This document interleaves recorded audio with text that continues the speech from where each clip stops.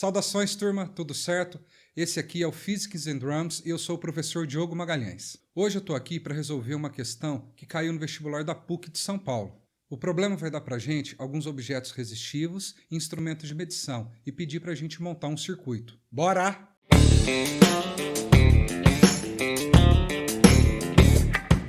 Olá! Para quem não me conhece, eu sou o professor Diogo Magalhães. E o Physics and Drums é um canal direcionado para você, estudante do ensino médio ou do ensino superior que quer aprender física. E eu também deixo um espacinho aqui reservado para compartilhar conteúdo sobre bateria.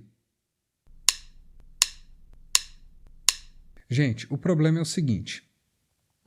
Nós temos vários elementos que o problema dá. Ele vai dizer quais são as características desses elementos, ou algumas dessas características, e ele vai pedir que a gente organize esses elementos, que a gente monte um circuito de tal forma que esses componentes obedeçam essas três especificidades, essas três características aqui. Para começar, então, o problema, vamos só ver as propriedades desses componentes que foram dadas pelo enunciado. Nós temos dois resistores R1 e R2, cujos valores das resistências são iguais e valem no sistema internacional 160 ohms. Nós temos uma lâmpada, cuja potência dissipada em uso é de 1,5 watts, e a queda de tensão aplicada nesse ponto da lâmpada é de 6 volts. Então aqui já está na cara, né? Já está na boca do gol a fórmula do π para a gente usar, para a gente calcular a corrente que passa por essa lâmpada. A gente tem um gerador cuja força eletromotriz é igual a 26 watts. Eu vou deixar o card aqui em cima para vocês. Como a resistência é zero, a resistência interna, a gente tem que a tensão líquida que vai ser fornecida para o circuito, para o sistema, ela é idêntica à força eletromotriz desse gerador. E a gente tem também um amperímetro e um voltímetro. Um ponto importante do problema é que tanto o amperímetro quanto o voltímetro, eles são considerados ideais, ou seja, a resistência interna dele é igual a zero. Primeiro item, a lâmpada tem que funcionar de acordo com esses dados que ele deu. P vale 1,5 watts e U vale 6 volts. Aqui eu usei esse rótulo aqui de L só para indicar que é a lâmpada. Então vamos aqui para o item A e fazer essa continha.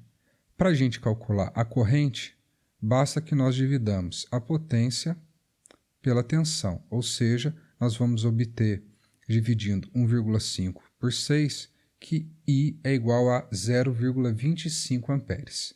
Legal, essa é a primeira parte. Segunda parte, o amperímetro ideal registre a corrente que passa pela lâmpada. Ora, se o amperímetro tem que registrar o valor da corrente que passa pela lâmpada, então o amperímetro tem que estar ligado em série com a lâmpada. Isso a gente já sabe, já estudou também e tem outro vídeo aqui no meu canal que fala sobre isso. Eu vou deixar o card aqui em cima. Então, o que a gente tem até agora? A gente tem um gerador, certo? Aqui eu esqueci de anotar. Eu vou anotar agora. Olha o improviso brasileiro. 26 volts, certo? Aqui na lâmpada, a gente tem uma queda de 6 volts, passando uma corrente de 0,25 amperes. Eu vou deixar indicado aqui também, só para ficar mais rigoroso, as unidades, e depois essa corrente vai passar pelo resto do circuito. Mas como assim, que resto? Vamos analisar um pouco o problema. A gente tem que são fornecidos um total de 26 volts para esse circuito.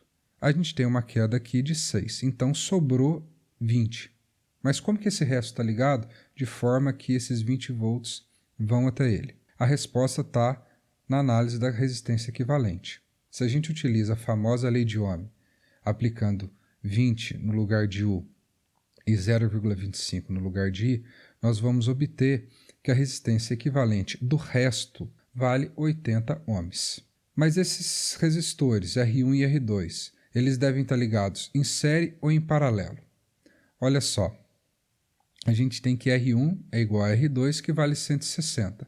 Em série, a resistência equivalente seria 320, porque eu deveria somar o valor dessas duas resistências. Entretanto, nós calculamos aqui, agora há pouco, que a resistência equivalente vale 80. Então, eles não podem estar ligados em série. Então, a física do problema está dizendo para a gente como que esse circuito deve ser montado. Ou seja, esses dois resistores devem ser colocados em paralelo no meu circuito. A representação esquemática vai ser a seguinte.